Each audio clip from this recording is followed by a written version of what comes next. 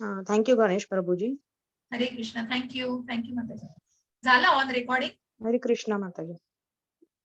नाही माताजी. आपण मला इथे आवाज नाही आला पण रेकॉर्डिंग चालू सांगते. I don't know. ठीक आहे, बघूया आपण. आधीचं नाही माताजी, रेकॉर्डिंग नाही होत. तर माझ्या गेल्या अध्यायाचं पाठणी दोन करी, पण चालू झालेलं सांगताय मला इथे. ठीक आहे, हरे कृष्ण. माताजी तुमचा आवाज पण खूप हे होतो. आवाज नीट येत नाहीये, काहीतरी नेटचा इश्यू सांगताय. तुमचा आवाज खूप ब्रेक होता. हो, रेकॉर्डिंग स्टार्ट झालंय, तुमचा आवाज खूप ब्रेक होता. आता येतोय आवाज? हो आता येतोय माताजी. ओके, वाचते माताजी. क्लिअर येतोय? हो माताजी. हो माताजी. हरे कृष्ण माताजी. ज्ञेय म्हणजे काय याचे मी तुला आता वर्णन करून सांगतो. जे जाणल्याने तू अमृताचे आस्वादन करू शकशील. अनादी आणि माझ्या अधीन असणारे ब्रह्म हे भौतिक जगताच्या कार्यकारणांच्या पलीकडे आहे. हरे कृष्ण. हरे कृष्ण. एक सेकंद द्या मला.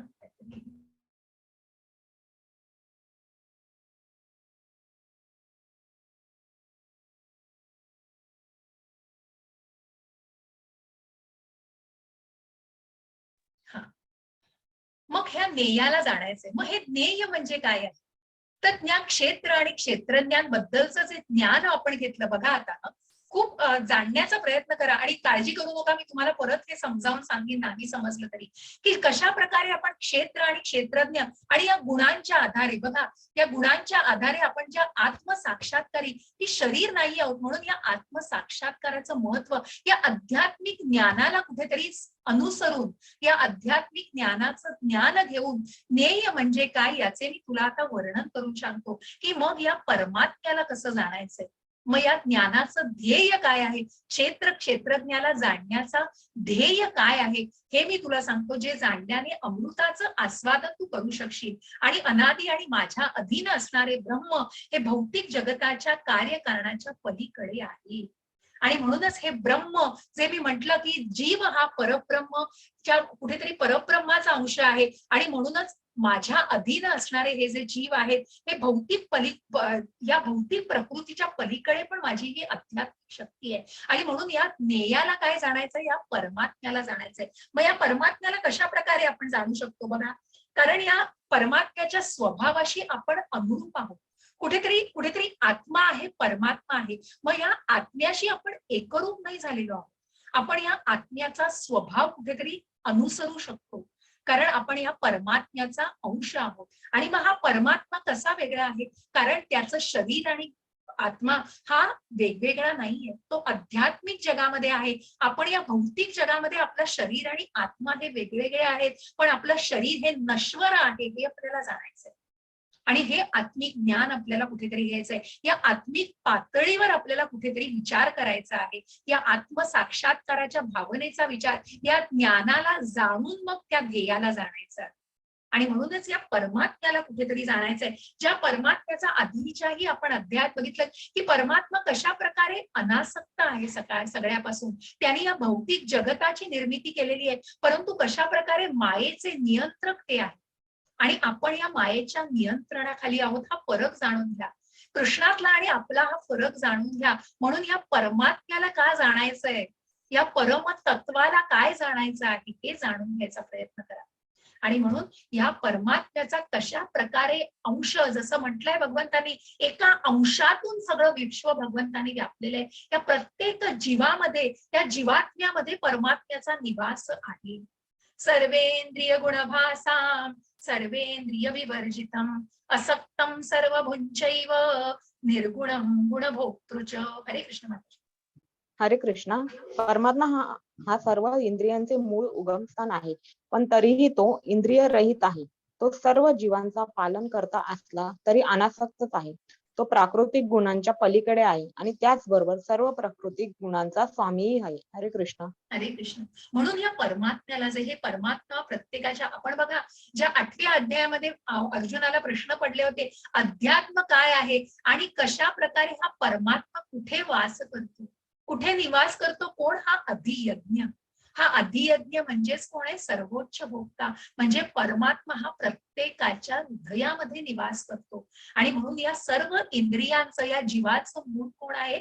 उगमस्थान परमात्मा आहे. पण तरीही कोण आहे तो इंद्रिय रहित आहे. इंद्रिय रहित आणि इंद्रिय विषयात रहित आहे. त्याच्यामुळे तो सर्व जीवांचा पालन करता असला तरी त्याच्यापासून अनासक्त आहे. या भौतिक प्रकृतीचा त्याच्यावरती प्रभाव नाही, तो त्याच्या इच्छेने येतो. म्हणून ज्या मनुष्य रूपामध्ये ज्यांनी ज्ञान दिलेलं आहे कुरुक्षेत्रावर अर्जुनाला, त्या मनाने तो अजन्म आहे आणि तो प्रकट होत असतो, तो त्याच्या इच्छेद्वारे येतो. आणि हे या परमात्म्याला जाणायचंय. तो या भौतिक प्रकृतीपासून कुठेतरी अलिप्त आहे, तो अनासक्त आहे. या त्रिगुणांचा त्याच्यावरती कुठलाही प्रभाव नाहीये.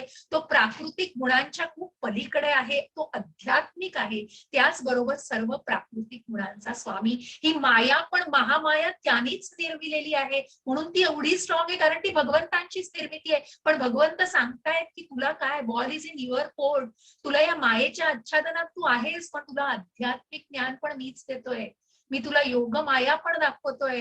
आणि म्हणून तुला कुठल्या मायेच्या नियंत्रणाखाली जायचंय हे तू ठरवायचंय.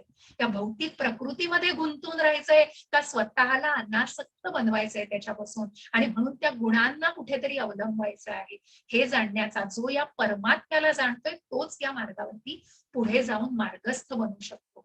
बहिरंतश्च भूतानां अचरं चरमेव च सूक्ष्मत्वात् विज्ञेयं दूरस्थं चान्तिके च तत्. हरे कृष्ण माताजी. हरे कृष्ण माताजी. स्लाइड अजून आली नाहीये. हो आली. हरे कृष्ण. हो माताजी आली. लेट येते खूप. आणि आता माझा आवाज क्लिअर आहे माताजी? हो माताजी, आवाज क्लिअर आहे तुमचा. हरे कृष्ण. कृष्ण. परम सत्य हे सर्व चराचर प्राणी मात्रांच्या अंतरात आणि बाहेर आहे. ते सूक्ष्म असल्यामुळे भौतिक इंद्रियांच्या पाहण्याच्या किंवा जाणण्याच्या ग्रहण शक्ती पलीकडे आहे. ते जरी अत्यंत दूर असले तरी सर्वांच्या जवळही आहे. हरे कृष्ण.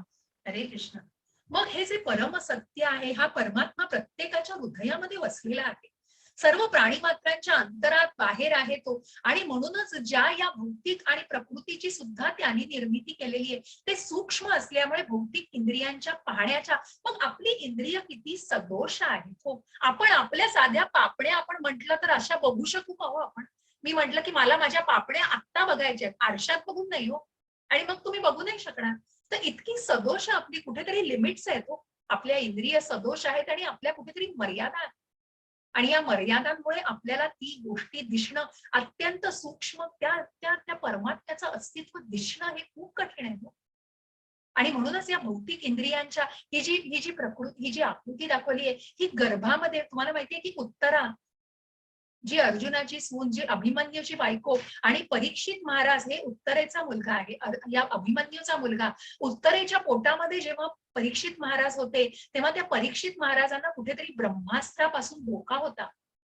आणि मग त्या उत्तरेने आपल्या त्या परमात्म्याची इतकी प्रार्थना केली की कुठेतरी माझ्या गर्भाला तू रक्षण कर, माझ्या गर्भाचं. मग त्या परमात्म्याने, जो परमात्मा ह्या बाळाच्या सुद्धा हृदयामध्ये होता, तो बाहेर येऊन, म्हणजे कुठेतरी त्या सूक्ष्म अवस्थेमध्ये सुद्धा त्या परमात्म्याने त्या जीवाची रक्षण केलेलं आहे, त्या गर्भामध्ये सुद्धा रक्षण केलेलं आहे. आणि इतका सूक्ष्म तो आहे की ते अत्यंत दूर असले तरी सर्वांच्या जवळही तितकंच आहे. खूप जाणणं यांना इतकं गुंतागुंतीचं आहे, पण त्या परम सत्याला जाणायचंय. आणि म्हणून या गर्भावस्थेतही जेव्हा उत्तरेने तशी प्रार्थना केली, तेव्हा त्यांनी परीक्षित महाराजांचं संरक्षण केलेलं आहे. हरे कृष्ण माताजी. हरे कृष्ण. सर्व प्रकाशमान वस्तूंमधील प्रकाशाचे उगम तो आहे. तो भौतिक अंधकाराच्या अतीत आहे आणि अव्यक्त आहे. तो ज्ञान आहे, तो ज्ञेय आहे आणि ज्ञानाचे ध्येय आहे. तो सर्वांच्या हृदयात स्थित आहे. हरे कृष्ण. हरे कृष्ण. मग या उजेडाला, जसं आपण सूर्याचा प्रकाश रोखू नाही शकत कधी, सूर्य चंद्रापासून येणारा तेज कोणी सूर्याच्या समोर हात धरला तरी ते अडकतं का? तसंच आहे. तसं हा परमात्मा प्रत्येकाच्या हृदयात आहे. ते चैतन्य आणि ते जे त्या प्रकाशाचं, त्याच्यापासून येणारा जो प्रकाश आहे बघा, कृष्णापासून येणारा जो प्रकाश आहे, तो सर्वांना मिळतोय. जो कृष्ण सगळ्यांमध्ये आहे, कारण त्या परमात्म्याचा निवास, त्या परमात्म्यापासून जे येणारे किरण आहेत, त्या किरणोत्सार प्रत्येकाच्या हृदयामध्ये आहे, ज्या अव्यक्त रूपामध्ये आहे, आणि त्याचं ज्ञान आपल्याला घ्यायचं आहे. आणि म्हणूनच तो ज्ञानाचं ध्येय आहे, आणि तोच एक ज्ञेय आहे, तो सर्वांच्या हृदयामध्ये स्थित आहे. त्या परमसत्याला आपल्याला जाणायचं आहे. आणि म्हणून खूप सुंदर ही अशी खूप सुंदर चित्र आहे. हरे कृष्ण माताजी. स्लाइड आली का? नाही, हो माताजी आली. हा. हरे कृष्ण. अशा प्रकारे क्रियाकल्पांचा क्षेत्र म्हणजे शरीर, ज्ञान आणि ज्ञेय हे मी थोडक्यात वर्णन केले आहे. केवळ माझेच भक्त हे पूर्णपणे समजून घेऊ शकतात आणि अशा प्रकारे माझ्या स्वभावाची प्राप्ती करू शकतात. हरे कृष्ण. हरे कृष्ण. कठोपनिषदामध्ये जे ईशोपनिषद मी तुम्हाला सांगितलं, त्याच्यामध्ये कठोपनिषद म्हणून भाग आहे, तर त्याच्यामध्ये या शरीराला एका झाडाची उपमा दिलेली आहे. आणि या झाडावरती हे दोन पक्षी बसलेले आहेत. हा आत्मा आहे आणि हा परमात्मा आहे. हा आत्मा आपल्या भौतिक जगामध्ये इतका व्यस्त आहे की मग तो परमात्म्याचं अस्तित्वच जाणू शकत नाहीये. तो आपल्या भौतिक तो ते सगळं बघा, त्याच्यात खाण्यामध्ये सोनं नाणं, मला हे पाहिजे ते पाहिजे, आणि या स्वतःच्या मायेमध्ये इतका गुंतलेला आहे की त्याला कल्पनाच नाहीये बाजूला परमात्मा बघतोय त्याला. आणि परमात्मा वाट बघतोय की हा कधी माझ्याकडे बघेल. भगवंत बघतायत, वाट बघतायत की तुम्ही कशा प्रकारे स्वतःला बंधनातून मुक्त करू शकाल. मी तुमची वाट बघतोय. हा देह त्याग कराल तेव्हा निश्चित भगवंत आम्हाला मी तुमचं स्वागत करीन. असे हे परमात्म्याला जाणायचं, या परम सत्याला, नाहीतर भौतिक बंधनांमध्ये. आणि म्हणूनच हा मायेमध्येच आहे, या महामायेने सगळं जपडलेलं आहे. जो परम सत्याला परमात्म्याला जाणू शकत नाहीये, जो नोवर आहे, जो दुसरा ज्ञाता आहे या शरीराचा, जो दुसरा क्षेत्रज्ञ आहे, त्या क्षेत्रज्ञाला हा आत्मा जाणू शकत नाहीये. आणि हे सुंदर असं या कठोपनिषदामध्ये वर्णन केलेलं आहे या पक्ष्यांच्या आकृतीद्वारे. हरे कृष्ण माताजी. हरे कृष्ण माताजी. स्लाइड आली नाही. हो आली. हरे कृष्ण. भौतिक प्रकृती आणि जीव हे दोन्ही अनादी असल्याचे जाण. त्यांचे विकार आणि त्रिगुण हे भौतिक प्रकृतीपासून उत्पन्न होतात. हरे कृष्ण. हरे कृष्ण. आणि म्हणूनच कुठेतरी हे अनादी म्हणजे हे भगवंतांपासून निर्माण झालेले आहे. आणि म्हणूनच त्यापासून जे काही निर्माण, मग हे कशा प्रकारे होतात? हो, या इच्छांद्वारे. मग ज्या कर्माला आपण म्हटलं की ज्या इच्छा, जसं आपण 8व्या अध्यायामध्ये बघितलं की मृत्यू समय ज्याचं स्मरण केलं जातं तोच तुम्हाला पुढचा जन्म मिळत असतो. आणि म्हणूनच ते कर्म जे काही तुम्ही त्या जन्मामध्ये करतायत, त्या जन्माच्या शेवटी मृत्यूच्या वेळेला जे काही तुम्ही मनामध्ये विचार असतात त्याच्यावरून तुमचा पुढचा जन्म ठरतो. मग ज्या इच्छा असतात, प्रभुपादांनी खूप सुंदर, मग त्या इच्छा म्हणजे बघा, एका एका समुद्र किनारी प्रभुपादांनी एकांना हे करताना बघितलं, माशाला पकडत होते माशाचं जाळं घालून. प्रभुपाद म्हणाले, बघा यांची इच्छा काय आहे, यांना सफरिंग, याच्या बरोबर यांना पुढचा जन्म बहुतेक माशाचा. म्हणजे त्यांना तो आनंद मिळतोय, पण कुठेतरी त्याच्या बरोबरच्या सुख दुःखांना सुद्धा सामोरं जावं लागतं. म्हणजे त्या इच्छांद्वारे. आणि हे कशामुळे निर्माण होतं? या भौतिक प्रकृती मधल्या त्रिगुणांमुळे. म्हणजे या सात्विक, राजसिक आणि तामसिक वृत्तींना आपण उद्या अजून सखोलतेने बघणार आहोत. मग या इच्छा जर केल्या, कुठेतरी बघा, या इच्छा मनात आल्यावरच मग ही व्यक्ती बघा, ही व्यक्ती काही खाण्याची इच्छा करते. कार्यकारण कर्तृत्वे हेतु प्रकृती रुच्यते पुरुषः सुख दुःखानां भोक्तृत्वे हेतुरुच्यते. हरे कृष्ण माताजी. हरे कृष्ण. प्रकृती सर्व भौतिक जाते, तर जीवाया संसारातील विविध सुखदुःखांच्या उपभोगास कारणीभूत असल्याचे म्हटले जाते. हरे कृष्ण. हरे कृष्ण. आणि म्हणूनच त्या वासनांपासून बघा, याला काय वासना होतीये खायची, मग तोच जन्म मिळणार आहे. हे सगळं खाण्याची इच्छा होतीये, मांसाहार खाण्याची इच्छा होतीये, कारण कुठेतरी मनातली सगळी करुणा गेलेली आहे हो. मग ते स्वतःच्या इच्छेसाठी ती वासना, ती आसक्ती की मला हे खायचंच आहे, त्याच्यातनं मिळणारा आनंद, मग त्याच्या पुढे जाऊन भोगा, जे भोगायचंय ते सुद्धा भोगायला लागेल. आणि म्हणूनच त्या इच्छांद्वारे सुख दुःख या सगळ्यांना सफरिंग त्याच्या जोडीनेच येतात. म्हणून आपण म्हणतो बघा की एखादी व्यक्ती इतकी चांगली आहे मनानी, पण का त्याला या पापी जगामध्ये पापच भोगायला लागतंय? किंवा मग का तो पापी याच्यामध्ये खेचला जातो? मग कुठेतरी त्या इच्छा, वासना आणि म्हणून मग त्याचे ते भोग असतात आपण म्हणतो ना, तर त्या भोगांना कुठेतरी भोगायला लागतं. ते त्या वासनेबरोबरच, त्या इच्छेबरोबरच जोडले गेलेले आहेत. आणि म्हणून या अनासक्तीला खूप महत्व आहे. म्हणून जे 4 नियम इस्कॉन सांगतं ते खूप महत्वाचे आहेत. आणि ते कशा प्रकारे आहेत बघा, हे मीट ईटिंग, कुठेतरी स्वतःची इंद्रिय तृप्ती, कुठेतरी स्वतःच्या जिभेचे चोचले, आपल्या रुची, की मला हे आवडतंय म्हणून खायचंय. हिंस्र पशुपक्ष्यांना हे काही नाही हो, कारण त्यांचं ते अन्नच आहे. आणि त्यांना त्याच्याशिवाय पर्याय नाहीये, पण तुम्हाला त्याला पर्याय आहे. जरी तुम्ही वनस्पती खाताय आणि म्हणूनच मग पुढे जाऊन नैवेद्याचं महत्व पण का सांगितलंय? कारण कृतज्ञता बाळगताय. तुम्ही ते भगवंताला दाखवून जरी तुम्ही शाकाहारी आहार करताय, तरी तो कुठेतरी नैवेद्य स्वरूपात खाणं सुद्धा तितकंच महत्वाचं आहे. कारण त्या वनस्पतीचा पण जीव आहे. पण मग कुठेतरी ती जीव प्रकृती आपल्याला ज्यांच्यावरती आपण जगण्यासाठी मग ते कुठेतरी अवलंबून राहणं हे गरजेचं असतं. पण तुम्हाला ऑप्शन असल्यावर पण मग तुम्ही स्वतःच्या या इच्छा मारू शकत नाही. आणि मग कुठेतरी ते इंटॉक्सिकेशन म्हणजे दारू नशा पाणी करणं, कुठेतरी जुगार खेळणं, हे स्वतःच्या सगळ्या मनाला रमवून घेण्याचं आहे. मग त्याच्या बरोबरचे भोगही भोगायला लागतात. आणि म्हणूनच त्या सगळ्या, की परस्त्रीची इच्छा करणं, या सगळ्या 4 नियमांचं उल्लंघन करणं हे अत्यंत विकर्म आहे. हे प्रत्यक्ष खूप मोठं विकर्म आहे. आणि मग ह्या 84 लक्ष योनींमधनं हा जन्म त्या इच्छा आकांक्षेनेच येतो. पुरुषः प्रकृतिस्थो हि भुंक्ते प्रकृतीजान् गुणान् कारणं गुणसंगोऽस्य सत्सदयोनि जन्मसु. हरे कृष्ण माताजी. हरे कृष्णा. याप्रमाणे जीवात्मा प्रकृतीच्या त्रिगुणांचा भोग करीत भौतिक प्रकृतीमध्ये जीवन व्यतीत करतो. भौतिक प्रकृतीशी संग केल्यामुळे असे घडते. याप्रमाणे त्याला विविध योनीमध्ये बरे वाईट प्राप्त होतात. हरे कृष्ण. हरे कृष्ण.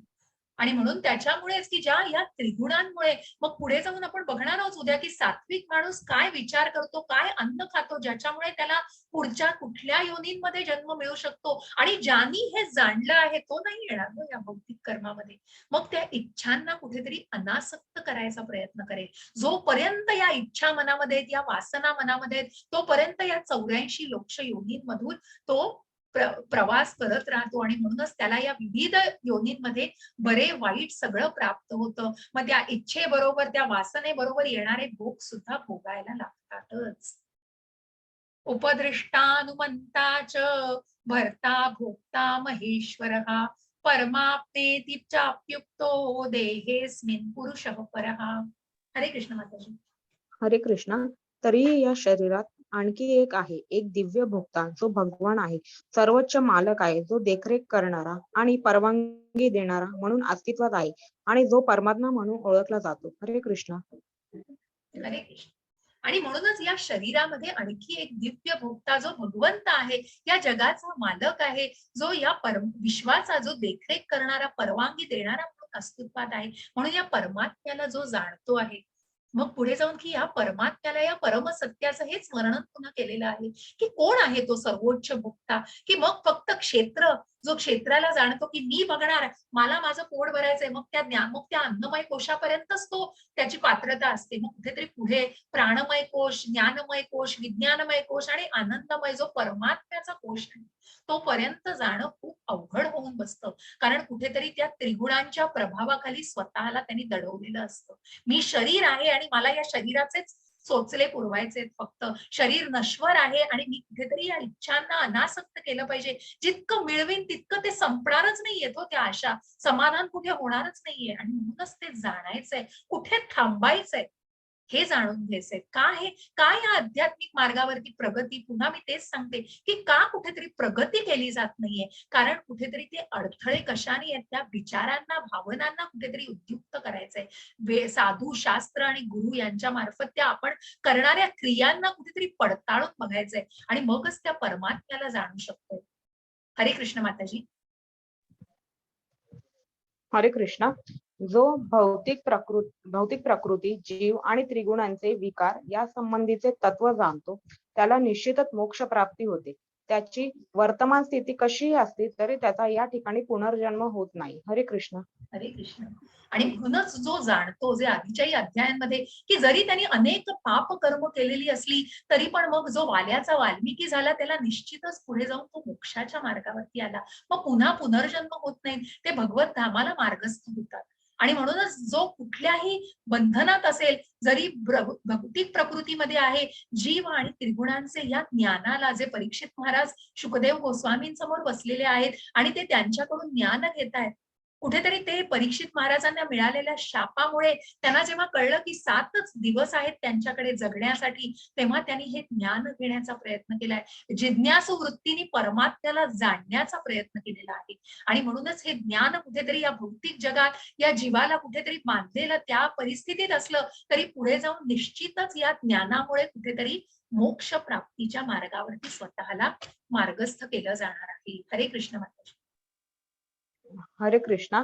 काहींना ध्यानाद्वारे, काहींना ज्ञानाच्या अनुशीलनाद्वारे, तर काहींना निष्काम कर्माद्वारे म्हणजेच फलदायी इच्छांशिवाय परमात्म्याचा साक्षात्कार होतो. हरे कृष्णा. हरे कृष्ण. मग बघा हे कसं साधू शकतो. कालचा जो आपण अध्याय बघितला की मग कर्म हे कर्म ज्ञानापेक्षा कुठेतरी हे ज्ञानापेक्षा ध्यान श्रेष्ठ आहे आणि ध्यानापेक्षा कुठेतरी निष्काम कर्म. मग कशा प्रकारे तुम्ही हे ज्ञान परमात्म्याविषयी घेऊ शकता? तर वेदांत सूत्रातून मग ज्ञानाच्या मार्गातून घ्या. कुठेतरी ध्यान, कुठेतरी समाधीस्थ होऊन स्वतःचं क्षेत्र आणि क्षेत्रज्ञ कोण आहे हे जाणून घेऊन स्वतःला मेडिटेट करून कुठेतरी त्या ध्यानाद्वारे ते जाणू शकतो. आणि कुठेतरी या निष्काम, मग हा मनुष्य जे कर्म करतो आहे ते जेव्हा निष्काम कर्माद्वारे आपल्या फलदायी इच्छांशिवाय सुद्धा भगवंताला कुठेतरी त्या फळांचा त्याग केल्यानंतर त्या परम सत्याची कुठेतरी जाणीव होतीये आणि मग कुठेतरी त्या इच्छांपासून अनासक्ती निर्माण होऊ शकते. या सर्वांपासून कुठेतरी मग तो स्वतःला त्या भक्तीच्या मार्गावरती आणि त्या आत्मसाक्षात्कारी भावनेमध्ये पुन्हा मार्गस्थ करू शकतो. हरे कृष्ण माताजी.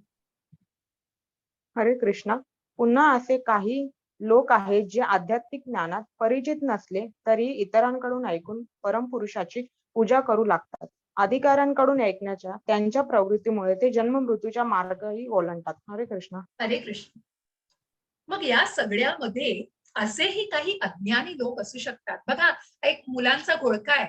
वेगवेगळ्या प्रकारची मुलं आहेत. कॉलेजमधली मुलं जाणारी असतील, एकाला काही खूप वेगवेगळा अभ्यास आहे, दुसऱ्याला काही वेगळं येते आणि मग त्या सगळ्यांचा ग्रुप आहे. एक जण म्हणतो चला रे आपण आज पिक्चरला जाऊया. मग त्याच्याबरोबर पिक्चरला जाऊन सगळे तशाच प्रकारे साधारण ते एन्जॉय करतात. मग अशीच एखादी व्यक्ती म्हणजे एखाद्याचा इनिशिएटिव्ह आहे, हे मी तुम्हाला पिक्चरच्या बाबतीत की कशा प्रकारे मग त्या सगळे त्याला चला जाऊया म्हणून साथ देतात. आणि त्याच प्रकारे जेव्हा हे त्याच स्वरूपामध्ये काही अज्ञानी लोक, मग या जगतामध्ये काही अज्ञानी लोक जर ज्ञानी मार्गांच्या संपर्कामध्ये आले, ज्ञानी लोकांच्या आणि त्यांच्या सहवासात राहिले आणि त्यांनी जर ती इच्छा व्यक्त केली आणि त्यांनी निवडला त्यांचा मार्ग, की मग एखादी ज्ञानी व्यक्ती त्यांना भेटते आणि म्हणते चल मी या सत्संगाला जातोय. जसं आपण इस्कॉनच्या माध्यमात आलो, मग कुणाला कुठल्या तरी कोणीतरी लिंक केली असेल शेअर, कुणाला कोणीतरी सांगितलं असेल कुठल्या तरी माध्यमांद्वारे, बघा आपण सगळे या आध्यात्मिक मार्गावरती आलो. बघा मग कुठेतरी ह्या अज्ञानी आपण त्याविषयी असतो, पण मग कुठेतरी त्या गुरुकडून ज्ञान घेऊन आणि आध्यात्मिक ज्ञानाला परिचित नसलो तरी त्याचं ज्ञान आपल्याला परमपुरुषाची, आपण त्या परमपुरुषाची पूजा करू लागतो. ते ज्ञान घेऊन, इतरांकडून ते ज्ञान घेऊन मग त्या गुरु, साधू आणि शास्त्र यांना पडताळून आणि एका उत्तम आध्यात्मिक गुरूंकडून आपण, जसं आपण या इस्कॉन की नामनिष्ठ प्रभूजी हे आध्यात्मिक गुरु, हे जे शिक्षा गुरु आहेत सगळ्यांचे, की त्यांनी त्यांना सगळ्यांना या आध्यात्मिक मार्गावरती कशा प्रकारे आणलेलं आहे, कशा प्रकारे आज एवढे 10 लाख लोक सुद्धा या प्रकारे ज्ञान घेत आहेत आणि एकाच वेळेला किती जणांपर्यंत हे पोहोचू शकतं, असा हा त्याचा कुठेतरी त्याची कपॅसिटी आहे. आणि म्हणूनच तितक्या अनेक लोकांपर्यंत हे ज्ञान पोहोचवायचा प्रयत्न आहे. अधिकाऱ्यांकडून मिळवायच्या या प्रवृत्तीमुळे ते जन्ममृत्यूचा मार्ग ओलांडतात आणि मग कुठेतरी ते स्वतःला त्या अनासक्तीविषयी की भौतिक जगाविषयी, मग त्या त्रिगुणांविषयी, मग या क्षेत्रज्ञ या सर्वांचं ते ज्ञान घेऊ शकतात आणि मग स्वतःला त्या जन्म मृत्यू जरा व्याधी या दुःखालयांमधून कुठेतरी मुक्त करण्याच्या मार्गावरती जातात. हरे कृष्ण माताजी. हरे कृष्णा. हे भरतर्षभ, चर आणि अचर असे तू जे काही अस्तित्व पाहत आहेस ते क्षेत्र आणि क्षेत्रज्ञ यांच्या केवळ संयोगापासून निर्माण होते आहे हे जाण. हरे कृष्ण. हरे कृष्ण. मग या जगतामध्ये जे काही चल अचल, मुवेबल थिंग्स आहेत, इमूवेबल थिंग्स आहेत, हे सगळं कशाने निर्माण होत आहे? तर या क्षेत्र आणि क्षेत्रज्ञांच्या संलग्नतेपासून, संयोगापासून मग अनेक मनुष्य प्रगती करतोय, अनेक वेगवेगळ्या यानाची निर्मिती करतोय, वेगवेगळ्या चंद्रलोकावर जातोय, ग्रहांवर जातोय, वेगळी प्रगती करतोय. पण हे कशातनं साध्य होतंय? तर हे कशा प्रकारे क्षेत्र आणि क्षेत्रज्ञांच्या संयोगापासून, कुठेतरी त्या परमात्म्याची अनुमती आहे हो त्याला. मग आपल्याला हे पुढे पण खूप छान उद्या पण जाणायचंय की कशा प्रकारे किती घटक त्याच्यात अवलंबून असतात. आणि म्हणून हा परमात्म्य या सगळ्याची अनुमती, या क्षेत्रज्ञाची कुठेतरी अनुमती पाहिजे सगळ्याला. आपण म्हणतो ना की म्हणूनच मग ती गोष्ट होतीये ती चांगल्यासाठी होतीये, कारण कुठेतरी त्या गोष्टीला चांगल्या म्हणजे अनुमती आहे भगवंताची. आणि म्हणूनच त्यांचीच कृपा भगवंताची आपण म्हणतो की चला आपल्याला ही गोष्ट मिळालेली आहे. आणि म्हणून या सगळ्याचा चर आणि अचल, चल आणि अचल या वस्तूंची निर्मिती देखील या विश्वामध्ये त्याच अनुमतीने होते, त्या परमात्म्याच्याच अनुमतीने होते. समम सर्वेषु भूतेषु तिष्ठन्तं परमेश्वरं विनश्यन्तस्त्व विनश्यन्तं यः पश्यति स पश्यति. हरे कृष्ण माताजी. हरे कृष्णा.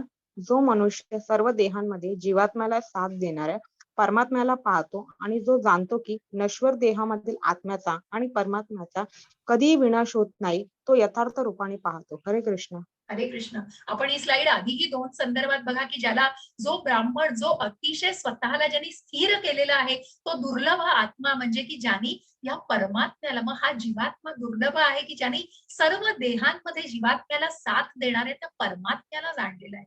आत्म्याबरोबर परमात्म्याचं अस्तित्व मान्य केलेलं आहे. तो जाणतो की नश्वर देह, हा देह नश्वर आहे, परंतु तो आत्मा आणि परमात्मा मात्र नश्वर नाहीये आणि त्यांचा कधीही विनाश होणार नाहीये. कारण हा आत्मा एका देहाला सोडून दुसऱ्या देहात, ज्या दुसऱ्या अध्यायापासून आपण सुरुवात केली की देहांतर प्राप्ती, की पुढे जाऊन या देहाला सोडून तो दुसरा देह प्राप्त करणार आहे. म्हणून हा आत्मा सच्चित आनंद आहे परमात्म्या प्रमाणेच. हरे कृष्ण माताजी. हरे कृष्ण. जो मनुष्य सर्व जीवांमध्ये परमात्म्याला समान रूपाने उपस्थित असल्याचे पाहतो, तो मनामुळे स्वतःची अधोगती होऊ देत नाही. याप्रमाणे तो परमगतीला प्राप्त होतो. हरे कृष्ण. हरे कृष्ण. ज्याप्रमाणे तो प्रत्येक व्यक्तीमध्ये, मग तो कुत्रा असू दे, कुठलीही जनावर असू दे, चांडाळ असू दे किंवा एखादी साधू असू दे, एखादी हत्ती असू दे, हत्तीचा चालक कुठलीही व्यक्ती असू दे, तो प्रत्येकामध्ये या परमात्म्याला बघतोय बघा. आणि म्हणूनच तो सगळ्यांना समभावाने बघतो. त्याच्यासाठी शत्रू मित्र हे सर्व एकत्रच असतात. त्याच्यामध्ये कुठलेही स्वतःबद्दल द्वेष नाही आणि इतरांच्या कर्माबद्दलही द्वेष नसतो. म्हणून तो कुठलीही स्वतःची अधोगती होऊ देत नाही. त्याप्रमाणे तो कुठेतरी परमगतीला प्राप्त होतो. याला सुद्धा खूप प्रोज आपण म्हणतो ना की मग ते या भौतिक जगामध्ये कसं साधायचं त्याचंच ज्ञान आपण घेणार आहोत. आणि म्हणून ही फक्त सुरुवात आहे. मग ही अधोगती आपण का साधणार नाही आणि अधोगती का होऊ देणार नाही ते आपण आपल्याला या रजोगुण, सत्वगुण, रजोगुण आणि तमोगुणांद्वारे आणि पुढच्या या अध्यायांद्वारे सुद्धा जाणून घ्यायचं आहे. हरे कृष्ण माताजी. हरे कृष्ण. भौतिक प्रकृतीने निर्माण झालेल्या शरीराद्वारे सर्व क्रिया केल्या जातात आणि स्वतः कधी काहीही करत नाही. हे जो पाहतो तो प्रत्यक्षात पाहतो. हरे कृष्ण. हरे कृष्ण. बघा, स्वतःला चित्रात चेहरा आहे, ते शरीर आहे, पंचतत्वांनी 24 तत्वांनी बनलेलं सगळं शरीर आहे. परंतु त्या शरीरामध्ये त्या आत्म्याचा आणि परमात्म्याचा हा ड्रायव्हर कोण आहे हो? हा ड्रायव्हर आत्मा आहे. आणि त्याच्याबरोबर हा परमात्मा जो क्षेत्रज्ञ 2 आहेत. आणि म्हणून ती कार जर नुसती निश्चित पडून राहिली, पार्किंग मध्ये असली तर ती चालू नाही शकत. पण जेव्हा तो ड्रायव्हर त्याला चालवतो, म्हणून तो शरीर हे काय आहे? निर्जीव आहे. जर त्या आत्म्याने ते चालवलं नाही तर. आणि म्हणूनच ह्या क्रिया कोणाद्वारे केल्या जातात? स्वतः काही करत नाही हे जेव्हा तो पाहतो तेव्हा तो ते प्रत्यक्षात जाणतो आणि प्रत्यक्षात त्या परमात्म्याला, त्या आत्मा आणि मग तो कुठेतरी आत्मिक पातळीवर विचार करू शकतो आणि त्या परमात्म्याला जाणू शकतो. हरे कृष्ण माताजी. हरे कृष्ण. आकाश त्याच्या सूक्ष्म स्वरूपामुळे सर्वव्यापी असूनही कोणत्याही गोष्टीत मिसळत नाही. त्याचप्रमाणे ब्रह्मदृष्टीत स्थित असलेला आत्मा त्या शरीरात वसलेला असला तरी शरीरात मिसळत नाही. हरे कृष्ण. हरे कृष्ण. आणि म्हणूनच हा कशा प्रकारे वेगळा आहे. म्हणून हा आत्म्याला कुठलंही आश्चर्यचकित वाटत नाही. म्हणून तो कापला जात नाही, ओला होत नाही, वाळवला जात नाही, त्याला कुठलीही बाधा होत नाही, कारण तो आत्मा आहे. आणि म्हणूनच तो शरीरात वसलेला असला तरी तो शरीरात मिसळत नाही, कारण तो एक शरीर सोडून दुसऱ्या शरीरात जात असतो. मग त्याला कशा प्रकारे मोल्ड करायचे त्या शरीराला, त्या शरीराचे काय गोष्टी तो पुढे घेऊन जाणार आहे. मग त्याला त्या मन, बुद्धी आणि अहंकार, त्या आत्म्याला चांगलं अन्न द्यायचंय. आणि म्हणून तो ब्रह्मस्थितीत या जीवस्थितीत असला तरी पण कुठेतरी तो मिसळत नाहीये. त्याचं अस्तित्व, जसं आकाश आपल्याला कुठेतरी दूरपर्यंत वेगवेगळं दिसत असतं, तसं ते आत्मा आपलं या भौतिक शरीरामध्ये, हा शरीर आणि आत्मा हा वेगवेगळा आहे, तो मिसळत नाही. त्याचप्रमाणे परमात्मा परमात्मा हा आत्मा आपल्या आत्म्याबरोबरच आहे, परंतु तो म्हणजे आपल्या शरीरामध्ये त्या आत्म्याबरोबर एकरूप नाही झालेला आहे. जीवात्मा कुठेतरी परमात्म्याशी एकरूप होत नाही, कुठेही त्याच्यात मिसळत नाही. या दोन्ही गोष्टी नीट जाणून घ्या. कारण तो परमात्म्याच्या स्वभावाचा आहे, आध्यात्मिक स्वभावाचा आहे, परंतु तो परमात्मा नाही, तो आत्माच आहे. आणि म्हणून आत्मा आणि परमात्मा याचं अस्तित्व पण हे वेगवेगळं आहे. हे जाणून घ्यायचा नीट प्रयत्न करा. हरे कृष्ण माताजी. हरे कृष्णा. हे भारता, जसा सूर्य एकटाच या सर्व विश्वाला प्रकाशित करतो, त्याचप्रमाणे शरीरातील एक जीव चैतन्याने संपूर्ण शरीर प्रकाशित करतो. हरे कृष्ण. हरे कृष्ण. म्हणूनच या 24 तत्वांनी जरी ते शरीर बनलेलं असतं, तरी तो आत्मा आणि त्याचा परमात्मा या क्षेत्रज्ञाला जाणा. आणि म्हणून हा जीवात्मा कुठेतरी त्या शरीराला चेतना देत असतो, एका निर्जीव शरीराला संपूर्ण चैतन्याने प्रकाशित करत असतो. कशा प्रकारे शरीर मृत झाल्यावर ते शरीर उठतं का, काही करू शकतं का, नाही, कारण ते निर्जीव बनतं. त्या शरीरातला तो जीवात्मा निघून गेलेला असतो. आणि हे जाणण्याचा प्रयत्न करा. म्हणून तो आत्मा चिरंतन आहे, तो परमात्म्याप्रमाणेच आहे. तो या शरीराला कुठेतरी चैतन्य देत असतो आणि पूर्ण शरीराला चैतन्याने प्रकाशित करीत असतो. हरे कृष्ण माताजी. हरे कृष्णा. जे ज्ञानाच्या चक्षुने क्षेत्र आणि क्षेत्रज्ञ यांच्यातील फरक पाहतात आणि भौतिक प्रकृतीच्या बंधनातून मुक्तीची प्रक्रिया देखील समजू शकतात, ते परम ध्येयापर्यंत पोहोचतात. हरे कृष्ण. हरे कृष्ण. म्हणूनच ज्याने या क्षेत्राला जाणलंय, हे क्षेत्र जे 24 तत्वांनी बनलेलं शरीर आहे आणि हा आत्मा आणि परमात्मा क्षेत्रज्ञ आहेत. म्हणूनच मी आत्मा नाही, मी आत्मा आहे, मी शरीर नाहीये, तर मी या शरीरातला आहे, मी शरीराच्या आत आहे असणारा जो शरीर चालवतोय. म्हणून त्या आत्मिक पातळीवर ते विचार केले जातात. आणि म्हणूनच जेव्हा हा आत्मिक पातळीवर विचार केला जातो, तेव्हाच तो विचार करू शकतो की हा आत्मा आहे, हा परमात्म्याचा अंश आहे. आणि म्हणूनच या दोन्ही क्षेत्रज्ञांना तो जाणू शकतो. मी शरीर नसून मी आत्मा आहे आणि मी आत्मा या शरीराच्या आतमध्ये आहे आणि मी स्वतः ते नाहीये. हे नश्वर आहे, हे शरीर नश्वर आहे, पण हा आत्मा आणि परमात्मा अविनाशी आहे. आणि मग हाच जेव्हा फरक कोणी जाणू शकतो, तेव्हाच तो स्वतःला त्या परमध्येया ज्ञानाच्या ध्येयापर्यंत म्हणजेच त्या ध्येयापर्यंत पोहोचवू शकतो. तरच तो त्या परम सत्याला जाणू शकतो. असा हा सुंदर असा 13वा अध्याय, खूप सुंदर संज्ञा आहेत. कळायला कदाचित थोडं कठीण गेलं असेल, पण मला निश्चित विचारा तुम्हाला काही वाटलं असेल. इथे हा त्रयोदशोध्याय समाप्त. आणि इथेच हा अध्याय संपतोय. कुणाला काहीही प्रश्न असतील तर माताजी आज अनम्यूट करा. मी 10 मिनिटं नक्कीच तुम्हाला देतेय. तुम्हाला कालचेही ज्यांना काही प्रश्न असतील त्यांनीही विचारा. प्रत्येकाला वेळ नसेल तर तुम्ही लीव्ह करा, पण मी तुमच्यासाठी 10 मिनिटं आज नक्की ठेवलेली आहे. मी रेकॉर्डिंग बंद करते.